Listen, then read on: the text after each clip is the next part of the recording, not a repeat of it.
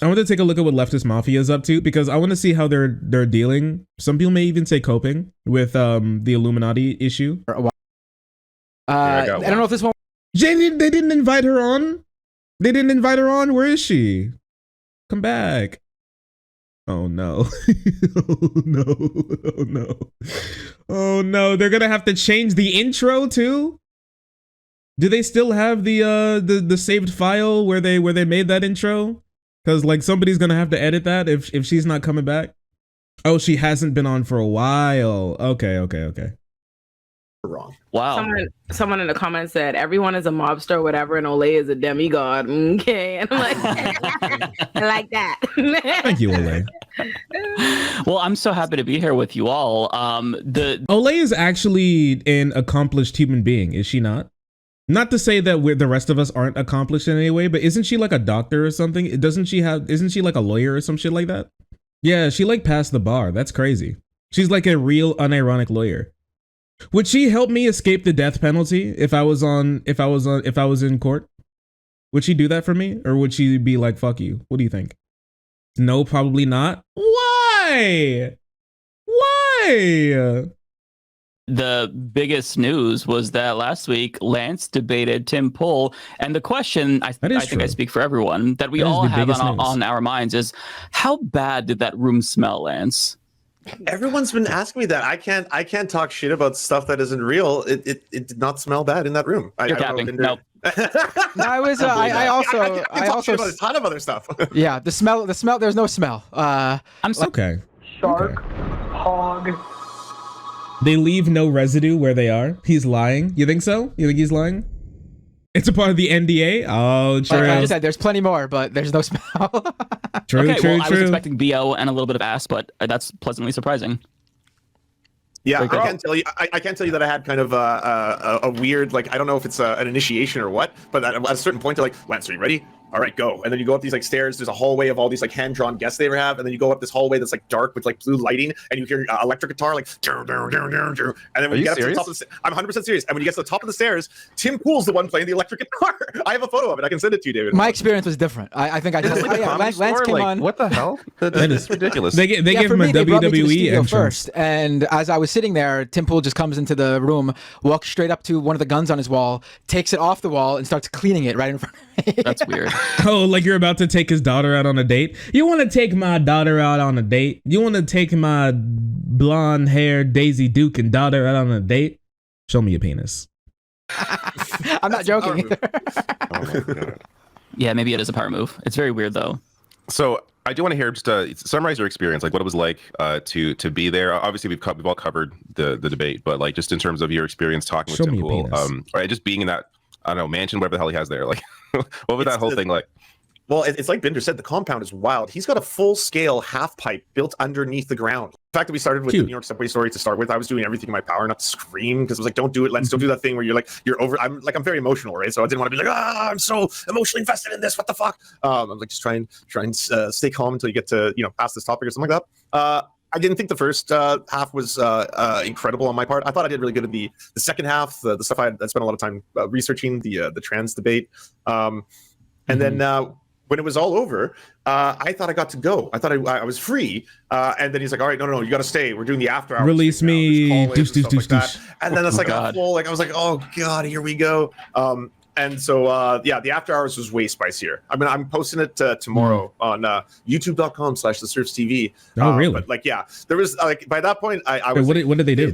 They are deeply unserious people when they're talking about these topics. He accused me of what? He accused me of wanting a trans genocide. He accused me of wanting to genocide autistic children. He accused me of being in a cult. He accused me of wanting to genocide autistic lesbians. Like I was not doing any name calling. This was like thing after thing after thing after thing. So by the second half, I was like I was going for way more roasts. I went a lot harder in the I feel like that means you came out successful, because like with the amount of screaming Tim Pool did, and I didn't watch the whole thing honestly because I was watching hockey, so I would jump in here and he is Canadian afterwards. But a few times I jumped on the stream to check what was happening. Tim Pool's like screaming, he's like screaming at you, and you're just like sitting there laughing, and it's like this is I don't know. I think that was Lance, good optics. I should join as a new member. Nah, I'm good. this isn't the type of format that I think that I would want to be on consistently. If they want me on as a guest, I have no problem coming on as a guest. That's fine. When it comes to like actually like being on, probably not. No, and for like no other reason, honestly, than I just don't think I'd be a great fit as like a real member. He's just, I don't know. I'm just so much younger than them. I think that's the biggest thing, is because I'm really just so much younger than them. Like these are actual grown ass adults. I'm just a silly little boy at the end of the day. And I just don't think that I'd mesh very well with them. They're all like close to a decade older than me. Bro, you're almost sitting on screen. I know, right? Epic, isn't it? When he gets that worked up, that means you're successful. Mm-hmm. Lance, you should know that the only... also, for me personally, I would agree with that when it comes to a normal debate, but Tim Pool is actually just like that. That's just like the type of person he is. That's something he unironically believes, right? That's just something that he always says. So I'm not sure if I would say that means you're winning in like to a normal person in a normal debate. Yeah, I would say that. That's just kind of like how he acts. So I don't know. People in the Leftist Mafia who supported you throughout the whole thing was myself and Mike likes you. Everyone else.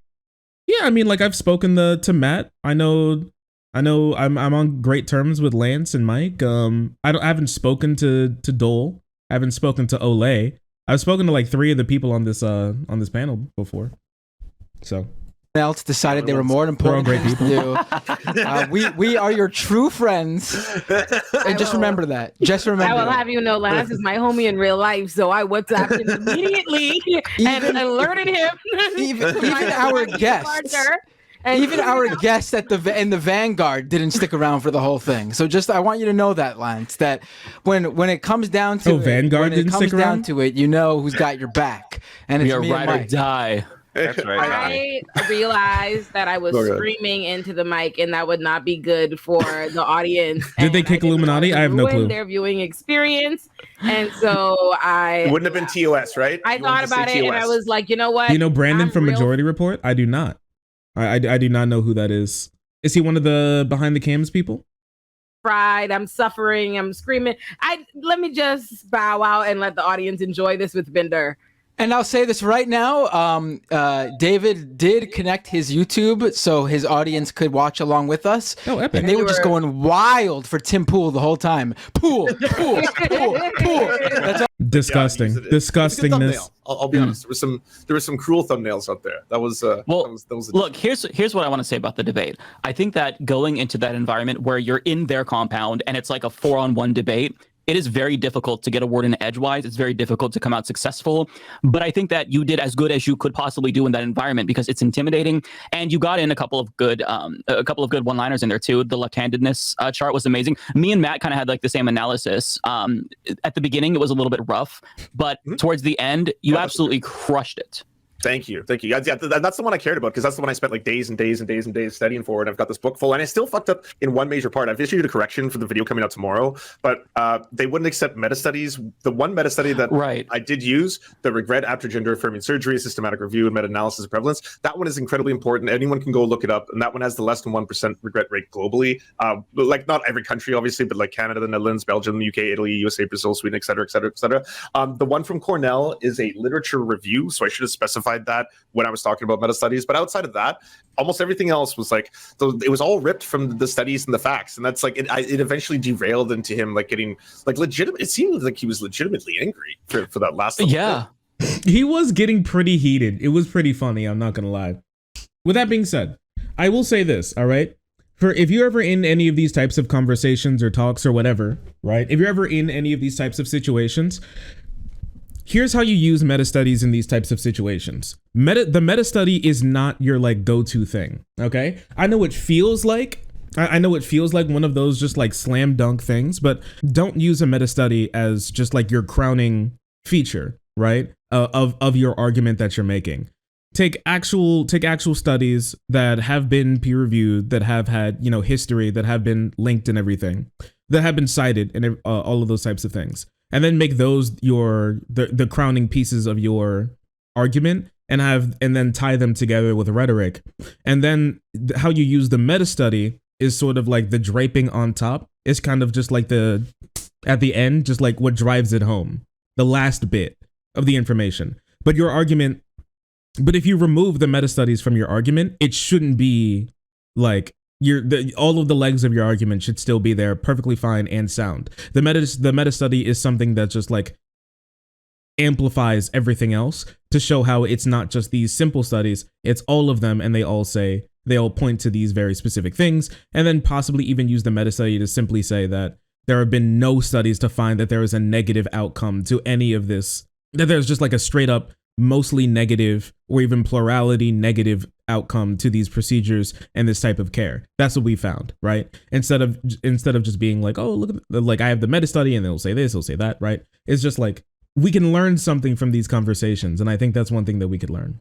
Yeah, absolutely. Yeah. I don't know if you watched our commentary on Leftist Mafia, but we could tell that like he gets angry as he starts to kind of lose, and you start to kind of like own him, and then he either gets angry and then changes the subject, or try to change like the dynamic of the conversation, or he just like rages. Like the left-handed moment, you could tell that he had no idea how to respond. It doesn't seem like he ever saw that chart, because he immediately pivoted to, oh well, I thought there was a genocide. Like you could like he never saw that. I had Lance on my stream earlier this week, full disclosure, to talk about this in detail. I watched. And I said, I don't believe he never saw. I refuse to believe Tim Pool never saw that meme before. He was playing dumb in front of Lance. Maybe he wasn't expecting Lance to physically pull the meme out for his entire audience to see it. So he had to play dumb that he never saw it before. But I refuse to believe Tim Pool never saw that meme before. I don't know about that. I can't confirm or deny. It did seem like both Moonlord and Seamus were like, that seemed almost like, so if there's only one clip. Hey, what? A can of what? What the heck? Why is this room so messy? What's going on here?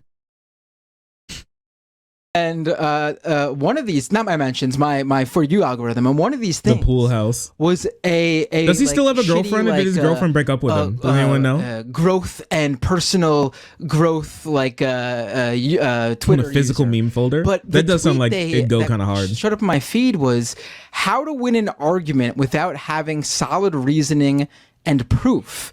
And it's a way to like, I'm being serious. This is crazy. It's possible.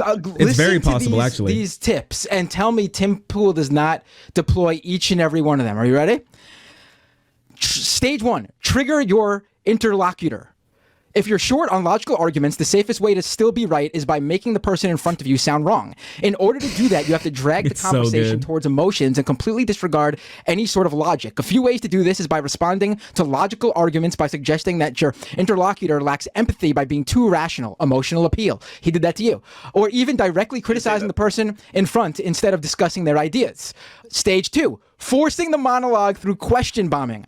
He does that all the time. While the tone of the conversation is getting more and more aggressive and emotional, you start framing the conversation by bombing your interlocutor with questions. The goal here is not to get an answer from them, but rather the opposite. What you're really doing is getting on their nerves. This should be done in such a way that you ask a question every time they start answering the previous one. Very annoying, but very effective. Stage 3.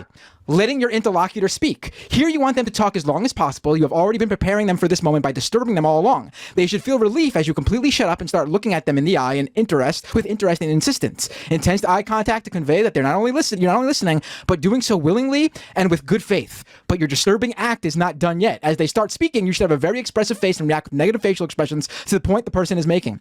Not with anger, but rather with disdain. The idea is to make them angrier and angrier as they try to convey their message while destabilizing their rationale. Stage 4, destroy the monologue. Yes, good old ad hominem. You're not going to address any of the points they made. Instead, you're going to attack the flaws of their rationale and the person. It goes on. It's so good. It's so good. Yeah, it was pretty wild. The whole point of a witch hunt is to get witches. Open cats, but dogs are just too much work. I'm open. Nerd. Are you also very excited about Tears of the Kingdom releasing tomorrow? No, see, oh man, I feel like Yep, that's all I need to know about them. That's actually all I need to know about them. I'm good. Come here. Come here. Oh. Hi. Oh, sorry. I didn't see you there. If you're enjoying the content, hit the subscribe button. If you don't, it'll make Boo very sad. I know a bunch of you who are watching are not subscribed. Join the frenzy. You won't regret it. Thank you, Boo.